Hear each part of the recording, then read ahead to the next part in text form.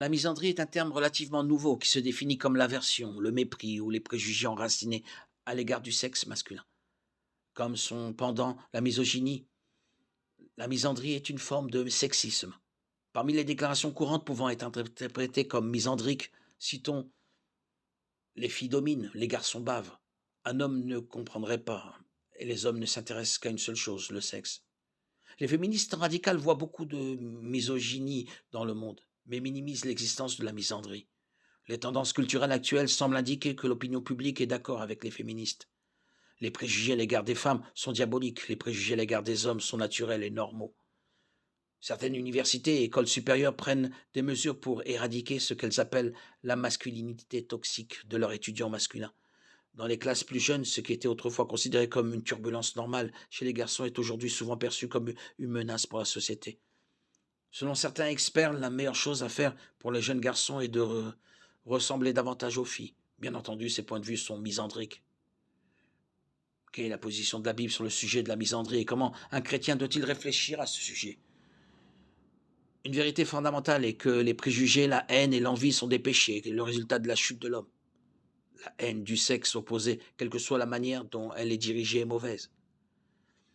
La misandrie et la misogynie sont annoncées dans Genèse 3,16.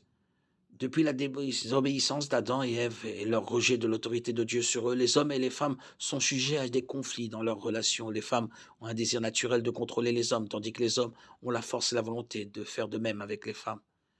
Le désir de se contrôler mutuellement se manifeste par des conflits entre les sexes. La misandrie et la misogynie sont les résultats de ce conflit. La Bible dit clairement qu'il n'y a pas de place pour la misandrie ou la misogynie dans la vie d'un chrétien. Paul a écrit que la haine, la discorde et les factions sont les œuvres de la nature humaine. Galates 5, 19, 20. En tant que tels, ils sont en contraste direct avec le fruit de l'esprit, l'amour, la joie, la paix, la patience, la bonté, la bienveillance, la foi, la douceur, la maîtrise de soi. Galates 5, 22, 23. La réponse chrétienne à la misandrie consiste à se laisser guider par l'Esprit Saint qui réside en nous et qui nous incite à rejeter toute forme de haine entre les hommes. Romains 8, 9.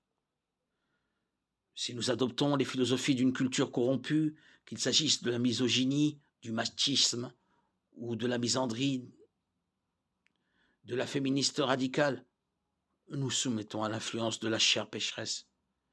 Les préjugés haineux à l'encontre d'un groupe de personnes, quelle qu'en soit la raison, indiquent que nous vivons selon la chair et non selon l'esprit.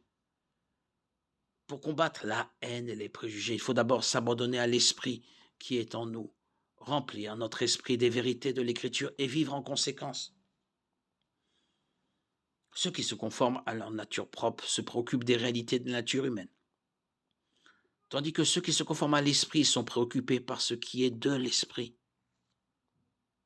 Romains 8, 5.